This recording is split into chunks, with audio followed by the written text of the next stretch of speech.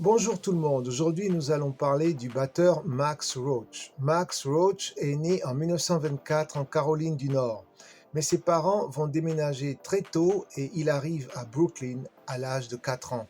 Il grandit dans une famille de musiciens, sa mère était chanteuse de gospel. Il va jouer de la batterie pour la chorale de son école. La chance lui sourit rapidement, très tôt, à 18 ans.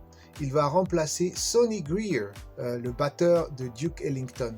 Il fréquente la 52e rue, le lieu des clubs de jazz à New York, et en 1943, il fait son premier enregistrement avec Coleman Hawkins.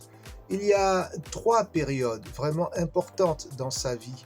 Il est avec Kenny Clarke, un des innovateurs de la section rythmique du bebop dans les années 40. La deuxième période importante de ce batteur est la rencontre avec le trompettiste Clifford Brown. Il va participer à la création de standards de jazz qu'on joue encore aujourd'hui. En 1956, il va aussi participer à un concert mémorable enregistré à Toronto. Il s'appelle Jazz at Massey Hall.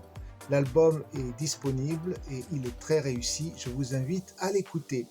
La troisième période comprend les années 60 et 70. Il s'implique dans la lutte pour les droits civiques avec l'album We Insist Freedom Now Suite. Son jeu de batterie encadre la chanteuse Abby Lincoln. La jazzwoman Terry Lynn Carrington a repris l'album récemment qui s'intitule maintenant We Insist 2025.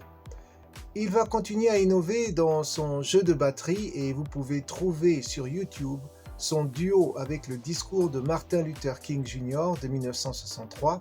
Il réussit à augmenter l'intensité du message politique avec son instrument.